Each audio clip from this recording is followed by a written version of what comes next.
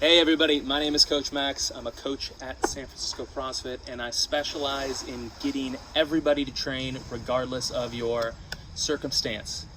Today we are going to be going over the down-up movement. Let me show you what it looks like.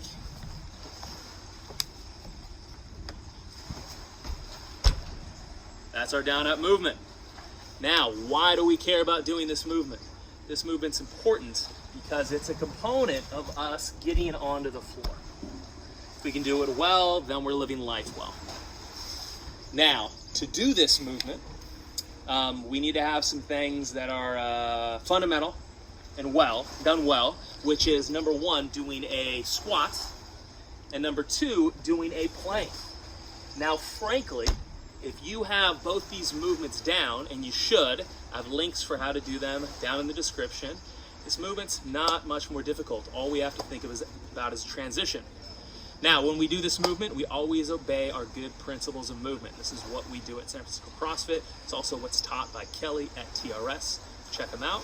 This is what we're doing. Abs are always tight, hips are always on, and shoulders are always on. We transition from the squat, and we jump back. Now, most of us, right away, if we have a squat and plank, should be able to do this movement easily, or down up. If you're struggling for some reason, let's see a couple variations. First off, we don't need to jump back. We can step back. This is fine.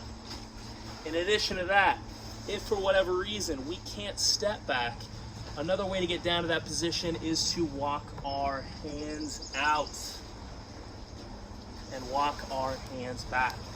Either of those variations work. So a couple movements like that would look like this. That's one. Here's another version. Two. Here's another version. Step back. Three. All of these work. What I care about, again, is my good movement principles while I move through. Feet are flat in the ground. Knees are over our feet. We're not dropping our knees in. Core is engaged. Shoulders are back and down and on. Okay, so let's say those are still out of reach for you. If you're struggling a lot with balance or potentially a neurological issue, we can always elevate. We were sticking our hands to make this easier. I have my co-star, my trusty chair, which I use. If you have a chair, you can do anything, essentially. I can start standing next to the chair. My hands go on the chair. I step back to here, and I step back up. That can be our down up. I can even jump back from here. I can jump up. That can be our down up. Now, as you get better and better, you can start going to lower and lower elevations. Stepping back or stepping forward, getting even lower, stepping back and stepping forward, jumping back and jumping forward. You can get the platform wherever you need it. Now, let's say that is still too much of a challenge and we're working out on the floor, maybe paraplegic, or massive brain trauma or something like that.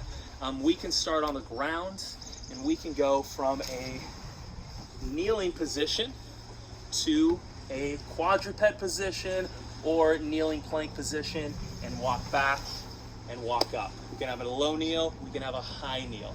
Either one work. You can even combine this with something to hold on to. Paraplegics, I recommend having something maybe on both sides to hold on to. We can walk out to here and then walk back. This is very similar to your burpee, except no push-up. All right, I think that's it. Guys, if you enjoyed this video and found it useful, like, subscribe, and share so other people can find this content. If you are interested in getting coached by me or you want to work out with me, there's a link down below, tell you how you can do that. If you're a professional trainer, a rehab professional that want to know how to incorporate this training into what you do, there's another link below. We've got a seminar for you. Guys, great job as always. Come work out with us. Peace.